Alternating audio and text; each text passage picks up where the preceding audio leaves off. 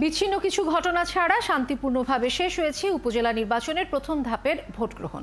বিকেল 4টার পর থেকে চলছে ভোট গণনা। ভোটে অনিয়মের অভিযোগে বগুড়ায় এক প্রিজাইডিং কর্মকর্তাকে গ্রেপ্তার ও 2 সহকারী প্রিজাইডিং কর্মকর্তাকে দায়িত্ব থেকে অব্যাহতি দেওয়া হয়েছে।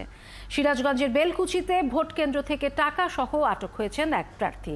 এছাড়া চাঁপাইনবাবগঞ্জে সংঘর্ষে আহত হয়েছেন বেশ কয়েকজন। সহকর্মীদের তথ্য ছবিতে প্রতিবেদন।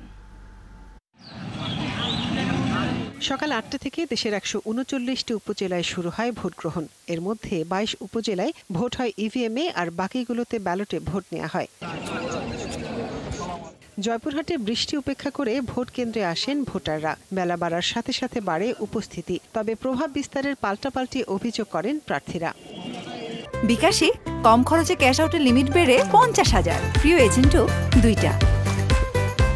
বগুড়ায় কুসুমকলি কেন্দ্র থেকে ব্যালট পেপার বাইরে পাঠানোর অভিযোগে প্রিজাইডিং কর্মকর্তা শাহজাহান আলম ও এক প্রার্থীর এজেন্টকে আটক করে পুলিশ। এছাড়া ভোটে অনিয়মের অভিযোগে সোনারাই উচ্চ বিদ্যালয় কেন্দ্রে 2 ভোট গ্রহণকারী কর্মকর্তাকে দায়িত্ব থেকে অব্যাহতি দেওয়া হয়েছে। সিরাজগঞ্জের বেলকুচিতে একটি ভোট কেন্দ্র থেকে 94,000 টাকা সহ ভাঙাবাড়ি ইউনিয়ন পরিষদের চেয়ারম্যান জহুরুল ইসলামকে আটক করে পুলিশ। মুন্সিগঞ্জের গজারিয়ায় হোসেন্দি বহুমুখী উচ্চ বিদ্যালয় কেন্দ্রে প্রবেশ নিয়ে পুলিশের সাথে আনারস প্রতীক সমর্থকদের সংঘর্ষ হয়েছে। এছাড়া ইসমানীরচর কেন্দ্রেও 2 চেয়ারম্যান প্রার্থীর সমর্থকদের মধ্যে সংঘর্ষের ঘটনা ঘটেছে। চাঁপাইনবাবগঞ্জের ভোলাহাটে বীরেশ্বরপুর সরকারি প্রাথমিক বিদ্যালয় কেন্দ্রে আওয়ামী লীগ সমর্থিত প্রার্থী আব্দুল খালেকের সমর্থকদের সাথে আরেক প্রার্থী আনোয়ার হোসেন সমর্থকদের সংঘর্ষ হয়। চট্টগ্রামে বেশ কিছু ভোট কেন্দ্রে নারী ভোটারের উপস্থিতি ছিল চোখে পড়ার মতো। তবে ভোট শুরুর 2 ঘন্টার মধ্যেই জাল ভোট দেওয়ার অভিযোগে একজনকে আটক করা হয়। ঠাকুরগাঁওয়ে বালিয়াডাঙ্গিতে ভোট কেন্দ্রে ঢুকে ব্যালট পেপার ছিনিয়ে নিয়ে জাল ভোট দেওয়ার সময় হৃদয় হোসেন নামের এক যুবককে আটক করে পুলিশ। পাবনায় ইভিএম মেশিন বারবার নষ্ট হয়ে যাওয়ায় কিছু কেন্দ্রে ভোট গ্রহণে ধীরগতির অভিযোগ ছিল।